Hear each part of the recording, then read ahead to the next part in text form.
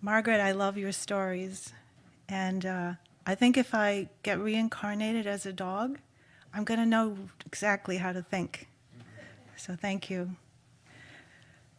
So I'm really happy to have been pulled out of my hibernation and coaxed along with a lot of help of some friends to come here tonight and share this story with you about my mother, because I love this story and it was really a lot of fun discovering it. So the name of my story is My Mother, the Queen. Have you ever wondered who your mother was when she wasn't busy being your mother? Well, I always knew my mother was Diane Struble, the first person to swim Lake George in 1958. And maybe some of you remember her too. But I never really knew very many details about her story. She was like a figure from a coloring book who hadn't been colored in yet. And it wasn't until I started to do some research for the Lake George Historical Association, about 10 years after my mother passed away in 2006, that I started to fill in some of the colors. I wanted to know why my mother swam Lake George. How did she get all the help she needed? And what had made it such a memorable event for so many people?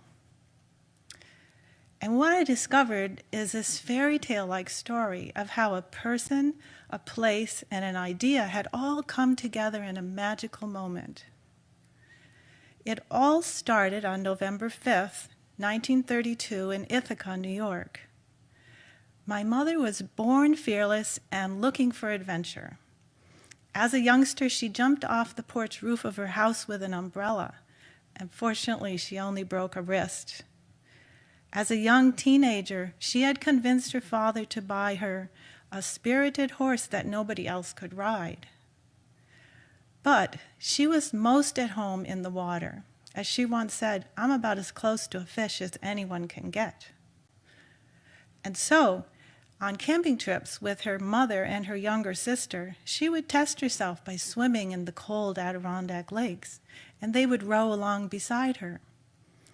And one time when she was 12, her father, who had been mostly absent from her life once her parents had separated, offered to row along beside her as she swam around Fish Creek ponds. Well, I don't know if it's because she finally had his undivided attention, but my mother swam around and around and around and around Fish Creek ponds. It must have been 4 hours or enough time to swim 11 miles, the farthest she had ever swum.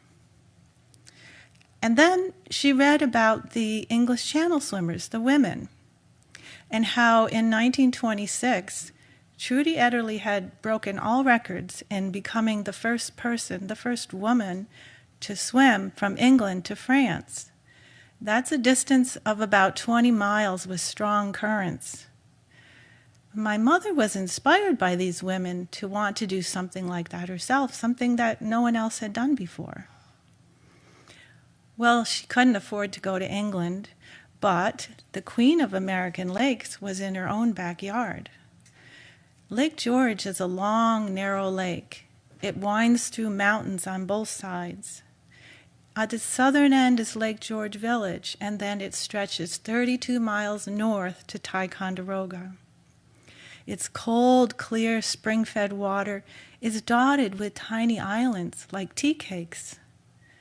And I can imagine my mother standing at the southern end looking north and being drawn in by the water, daring her to see if she could swim to the other end.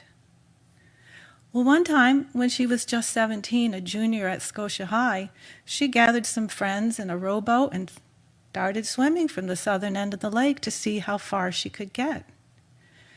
Well, she swam through most of that day and over half the distance, but then a storm came up and fog, and it had been a valiant effort, but they knew they had to quit.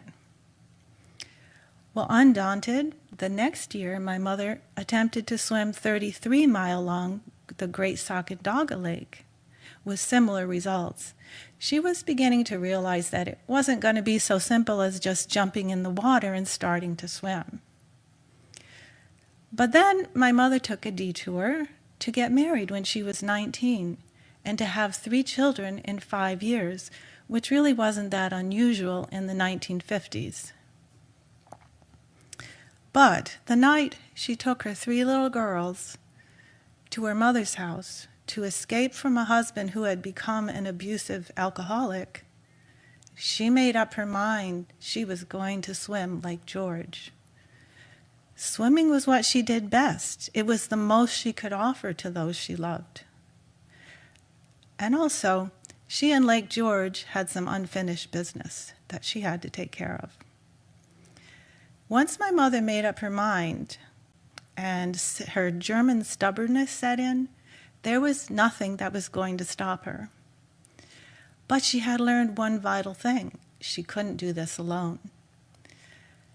She knew she needed to have someone to guide her on the most direct route, somebody to give her nourishment as she swam, somebody to keep her safe from other boats and people getting too close. And she needed somebody to help her raise money to pay for all this.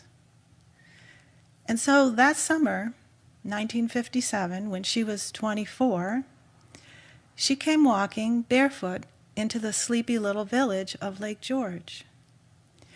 Bev Roach, a longtime resident of Lake George Village, remembers my mother as this lovely young girl who created quite a stir when they found out she wanted to swim Lake George. Well, it had been 30 years since anyone had attempted to swim Lake George. In 1927, there had been an international marathon staged with some of the best swimmers from all over the world, and with heavyweight Jack Dempsey firing the starting gun.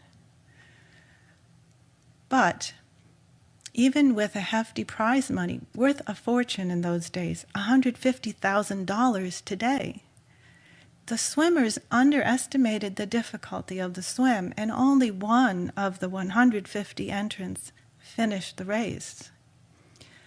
And they had attempted to swim only 24 of Lake George's 32 miles. So how could this young girl be brave enough to think that she could succeed where so many had failed? Well, to put my mother's daring into perspective, remember this was the 1950s, and women just were not seen as athletes. They had come out of their homes to fill in for the men who were away fighting in the war. But now the TV sitcoms of the day were trying to stuff women, and especially mothers, back into their aprons. I can just remember Leave It to Beaver, and the mother, June Cleaver, remember she would be in her pretty little apron serving dinner to her family. Well, my mother didn't have anything against homemakers, but she was one of those women who was not about to let somebody else or anything else define her life for her. So when she came walking into Lake George Village, it was still a sleepy little village, but it was about to blossom into a major tourist destination. I mean, the rich and famous had always come here, but now after the war, there were a lot more people who had time and money, and they were looking for beautiful places to vacation. And the president of the Lake George Chamber of Commerce, Paul Lucaris, was looking for a way to promote Lake George. He was a talented entrepreneur, and when he took one look at my mother, this petite, blonde-haired, blue-eyed beauty, but most of all, he saw her stick out her chin with determination, and he immediately knew he had found what he was looking for. So he became her manager. She wanted to swim the lake right away, but he said, no, next year, wait, you'll see. So he set about to turn his vision into a reality. He got Schaefer Brewing Company's Wide World of Sports to sign on as co-sponsors and to offer prize money of $2,500, worth over $22,000 today. He introduced her to Sylvester Nishaw. He had a keen knowledge of the lake, but when my mother asked him to guide her down the lake, he was at first reluctant. But he said, she had so much confidence in herself, I couldn't turn her down. Well, he was a very kind, generous person, and he even prepared a list of items to talk to my mother about during the long hours of swimming to keep up her spirits. Now, there were quite a few other very colorful people that played a part in my mother's swim, and I'm just going to share a few with you. There was Warren County Sheriff Carl McCoy. He had just posed for a national Camel cigarette ad overlooking Lake George, and there's a web image you might enjoy looking it up. He's standing in his full sheriff regalia, leaning against his trooper car, smoking a Camel cigarette with his radio up to his other ear, and the ad says, "Have a real cigarette, have a Camel." Well, Sheriff Carl McCoy was given 2 cartons of Camel cigarettes a week for the rest of his life for doing this ad. And I'm sad to say that, yes, he did get lung cancer, but that's another side of the 1950s. However, his job, along with his deputies, was to keep my mother safe on the swim and to make sure that other boats and people didn't get too close to her. And then there was Robert Blaise.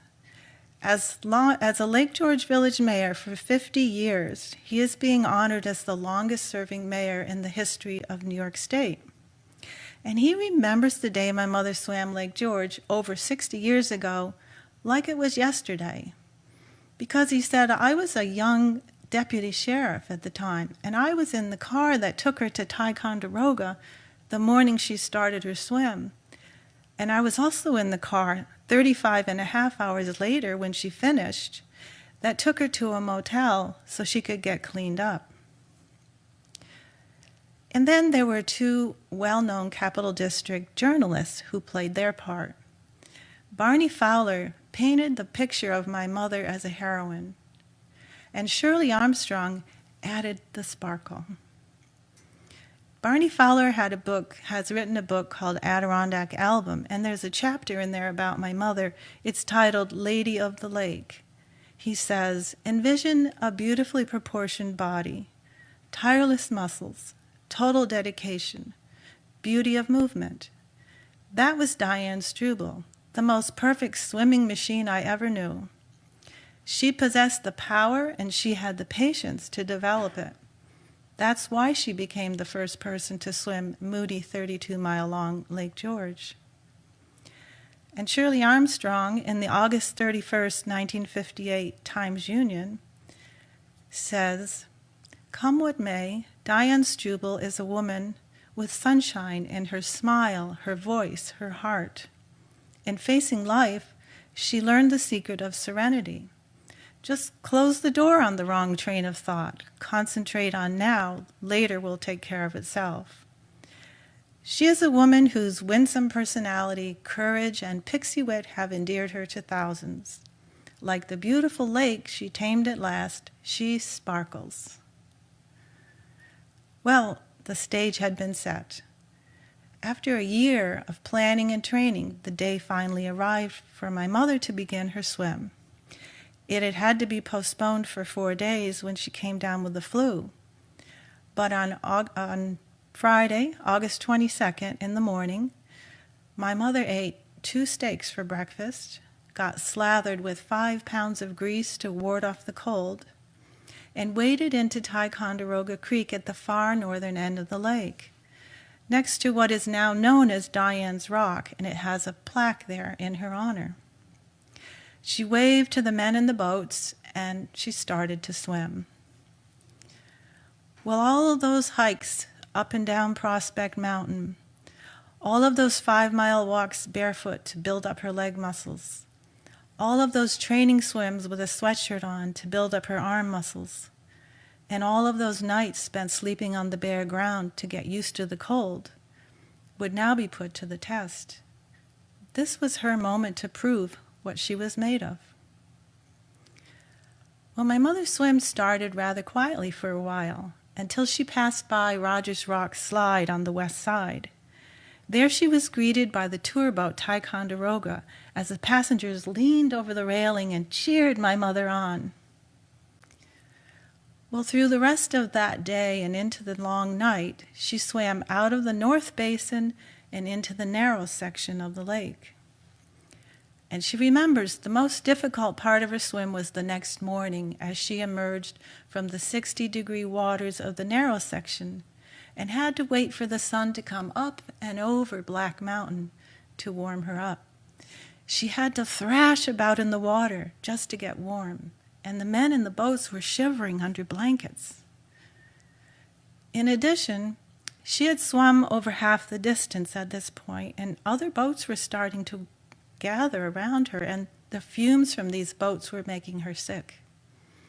There were many who thought at this time that my mother wouldn't make it. But they didn't know my mother. She had heard about what had happened with the English Channel swimmers and how they had been pulled from the water before they were ready. And she had made Paul Lucaris promise not to let anyone pull her from the water. So after she had warmed up a bit, began to rally and make progress again, it became obvious that even with the long hours and the cold night, everybody was having the time of their lives. When she paused for a moment to drink some warm beef broth out of a baby bottle, which is how they fed her during the swim, Deputy Von Langworthy prodded her and he said, "Come on, you got to get steamboating." But she quipped back and said, "If you're going to steamboat, you got to have steam." Well, during her swim, she had 5 quarts of beef broth, 22 Hershey bars, a quart and a half of orange juice with honey, 2 half-pound sirloin burgers, and 2 pounds of a powdered sustagen drink. And she lost 15.5 pounds. So, if you know anyone who wants to go on a diet where you can eat 22 Hershey bars in 2 days and lose 15.5 pounds, they just have to swim Lake George. And then there was one other humorous event that was noted in the Lake George Rotary Bulletin. It said there weren't many pictures of Paul Lucaris. Well, it was because he was hugging the knees of the photographer to keep him from falling in the lake. What we won't do for our beautiful Lake George, it said. Well, at this point, my mother had started to swim on 10:29 a.m. on Friday morning, and now it was late in the day on Saturday afternoon. She had 10 miles left to go. And us 3 girls were brought out in an open boat to cheer our mother on. At first, all we could see was a little white ball bobbing in the distance. And my 2-year-old sister Debbie said, "Look at my little mommy in the big water." And I remember there was a shortish, very friendly man. He was talking very excitedly into a microphone. And then he said, "Come on over closer to me." And he said, "I want you to yell as loud as you can into the microphone. Hip, hip, hooray, Mommy." Well, it must have taken 3 tries before our quiet little voices were heard over the airwaves. But Freddie Kuroda from WWSD Radio was doing live hourly interviews with my mother. These tapes were being rushed to shore by speedboat, where a trooper would then hurry them to the radio station so they could be broadcast. And with no social media in those days, everybody listened to the same local radio station. And these live updates with my mother's voice were whipping everybody into a frenzy of excitement as they began to realize that this 25-year-old mother of 3 little girls was actually going to make it. And they started to arrive in droves. Mayor Blaise recalls there was a massive sea of people in the village. No cars could move. The stores were ordered closed. People climbed on top of the roofs of the hotels and the restaurants. The top of the trooper's car was caved in. And with no Northway then, the cars were backed up 20 miles south to Wilton in Saratoga County. Well, for the last 5 miles of my mother's swim, she swam the fastest spurt of her entire effort. The troopers shone a spotlight on her so that people could watch her as she was approaching the village. And when she reached the Marine Industries dock, after 35.5 hours, at 10:01 p.m. that night, eager hands literally pulled her from the water, and the cannons of Fort William Henry boomed. Well, the next morning, my mother woke up to find herself America's sweetheart, as Shirley Armstrong wrote in the Albany Times-Union. And she was flown to New York City to appear on the NBC Dave Garroway Today Show. And there's a picture of her standing 5'3" tall in her bathing suit next to the 6 tall, beautiful Betsy Palmer, and they're holding a 4 trophy between them. So my mother had accomplished what she had set out to do, to prove to herself that she could swim Lake George. But in the hearts and minds of the people of Lake George, she had become their queen of the Queen of American Lakes. And to me, now that I knew her story, she became much more than my mother. She became a real person in full color. Somebody just like you and me, who's born with a dream and a vision for their lives, who suffers through trials and tribulations, but through her own talent and determination, and with the help of others and a bit of luck, she was ultimately successful on this greatest adventure of her life. Thank you. And just in case you are interested in reading more about my mother's story, I've written a book published by the Lake George Historical Association. It's titled Called by the Water, When Diane Struble Swam Lake George. And it's available through the Lake George Historical Association and at North Shore Books in Saratoga. Thank you.